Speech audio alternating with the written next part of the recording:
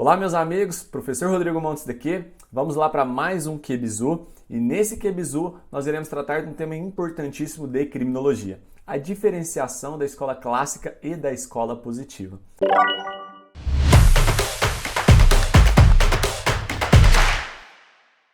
Para a gente começar, é muito importante entender quando surge e quais são os principais expoentes de cada uma dessas escolas.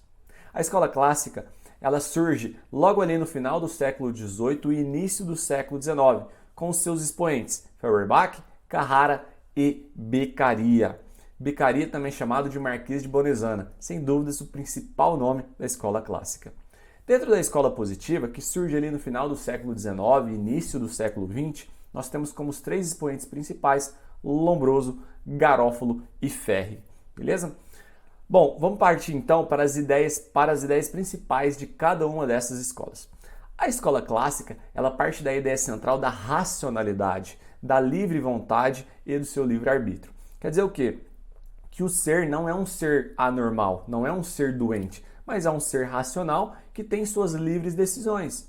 E ao tomar livres decisões, quando são decisões contrárias àquilo que prega as leis, ele será responsabilizado e a ele será retribuído o mal pelo mal que ele causou. Então é um ser racional dotado de vontade para violar as leis. Já a escola clássica, ela parte de características muito similares ao que a gente tem no direito penal. Porque a escola clássica, ela faz parte de uma época que a gente chama de época pré-científica. Ou seja, a criminologia ainda não era considerada uma ciência. Então ela baseava em métodos muito similares ao que a gente tem no direito penal, como propriamente a lógica, a normativa, um método abstrato e um método dedutivo. O que é um método dedutivo? É aquele método que parte de situações gerais para chegar até situações particulares, que é o que o direito penal faz. Então, nessa época da escola clássica, a criminologia se aproximava muito do direito penal e foi ela que deu maior contribuição para o direito penal, até mesmo do que para a criminologia. Nessa época da escola clássica, ela não possui autonomia de ciência, já que ela não tinha métodos, objetos e finalidades próprias.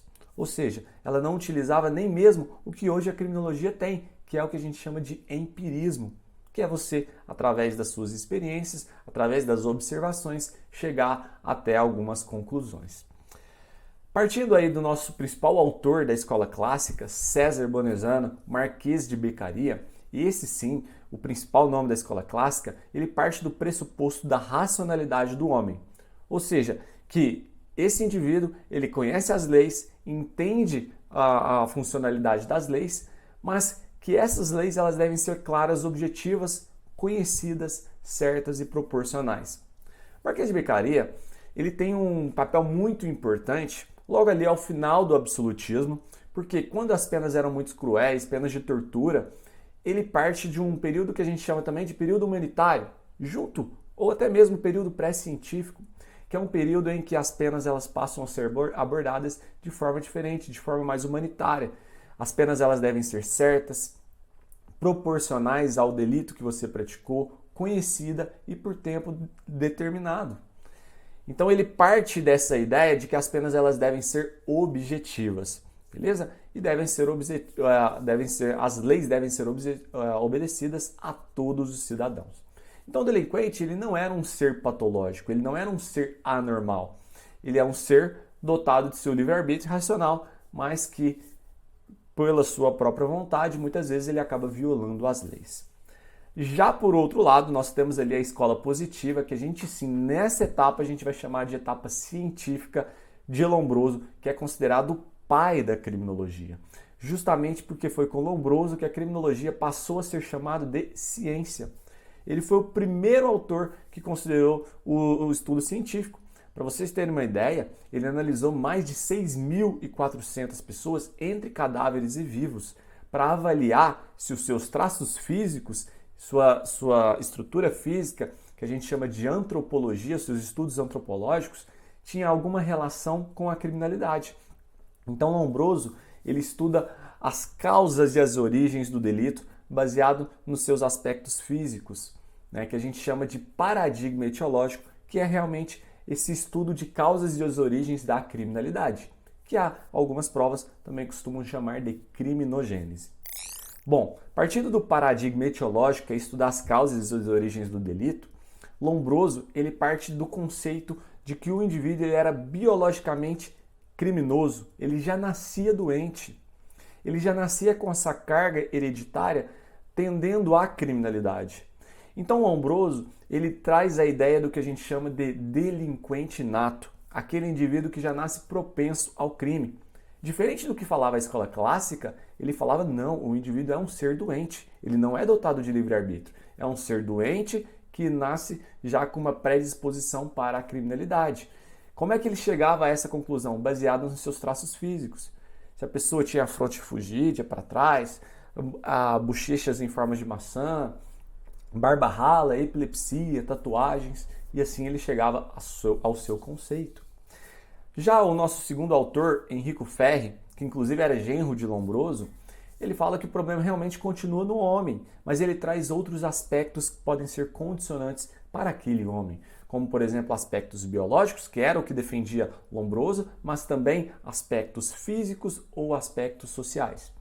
Enrico Ferri escreve um livro chamado Sociologia Criminal, e ele traz aspectos sociais que antes Lombroso não havia abordado, como fatores que também podem condicionar a criminalidade.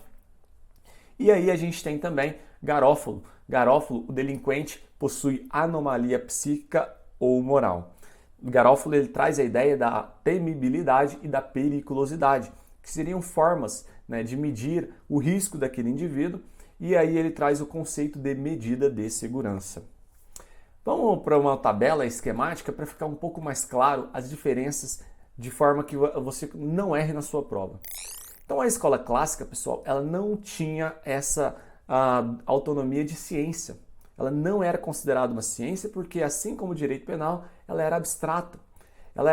Pôde ser chamada na época de pseudociência, porque todas as suas teorias eram feitas na ponta de um lápis. Não foi utilizado métodos, não foram utilizadas ciência, não foram utilizados experimentos para chegar até as suas conclusões, diferente do que ocorreu na escola positiva com o pontapé inicial de Lombroso, onde ele começa a utilizar a ciência, realizando experimentos, e a partir dos experimentos ele chega a uma conclusão, que é o que a gente chama de indução. Ela passa da escola clássica de dedutiva para indutiva na escola positiva, pois ela parte de conceitos particulares para levar até um conceito geral. Para a escola clássica, o delinquente é um ser normal, dotado de livre-arbítrio. Para a escola positiva, ele é prisioneiro de sua própria patologia, ou seja, traz uma origem biológica, uma origem psíquica, processos internos daquele indivíduo que são propensos à criminalidade, ou seja, ele é um ser anormal, que uma hora ou outra ele irá aflorar para a criminalidade de acordo com as suas características físicas avaliadas, ou seja, antropologia criminal, biologia criminal. Para a escola clássica, a pena tem que ser certa e por tempo determinado, ou seja, tirando as atrocidades que eram cometidas lá no absolutismo, com penas de cruéis, torturas, a pessoa era presa e nem sabia por que estava sendo presa. Então também esse período pré-científico é chamado de período humanitário. Já a escola positiva, ela estuda o paradigma etiológico do delito, que a gente chamou também de criminogênese, estudar as causas e as origens baseado ali nos seus aspectos, nas suas características. Até mesmo Lombroso chamava o ser diatávico, que ele trazia da ancestralidade as suas maldades, do seu passado. A escola clássica utiliza os métodos lógico, abstrato e dedutivo, tal qual o direito penal.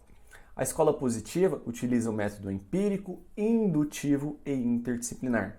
Interdisciplinar porque ela recebe a cooperação de diversas outras disciplinas, como a sociologia criminal, como a biologia criminal, como a psicologia forense e entre outras disciplinas, como a própria medicina legal. A escola clássica, ela tem como metodologia do direito penal. Devido às suas características similares e maior contribuição a essa disciplina, já a escola positiva, ela é uma reação à racionalidade dos clássicos, se opondo àquelas ideias apresentadas por eles.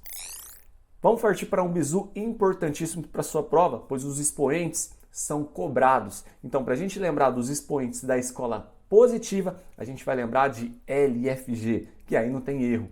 L de Lombroso, F de Ferre e G de Garófalo. LFG é o bizu que você tem que levar para a sua prova para lembrar dos expoentes da escola positiva. E para a gente lembrar dos expoentes lá da escola clássica, a gente vai utilizar os termos CBF. CBF, para a gente lembrar aqui, os principais expoentes são Carrara, Beccaria e Feuerbach, com atenção especial para Beccaria, também chamado de Marquês de Bonesana, que é o principal autor da escola clássica. Mas como será que isso é cobrado em prova? Então vamos fazer uma questãozinha para a gente fixar melhor ainda esse tema. Uma questãozinha da VUNESP de 2018. No que concerne às escolas penais, é correto afirmar que a escola positiva entende que o crime deriva de circunstâncias biológicas ou sociais, tendo sido defendida por Feuerbach. Se você lembrou do nosso bizu, você vai lembrar que Feuerbach não é a expoente da escola positiva. Feuerbach é um expoente da escola clássica e por isso nós vamos ter esse item errado. Não pode esquecer, CBF é o que nós temos lá para a escola clássica e LFG é o que nós temos para a escola positiva. Mas muito cuidado, porque tanto na escola clássica quanto na escola positiva nós vamos ter dois Fs, né? O F da escola positiva é o F de Ferre e o F da escola clássica é o F de Feuerbach, beleza? Então esses tem que dar uma atenção especial para que vocês possam diferenciar e acertar na prova, garantir essa questão. A gente fica por aqui nesse QBizu, espero que tenham gostado e vamos juntos até o nosso próximo encontro.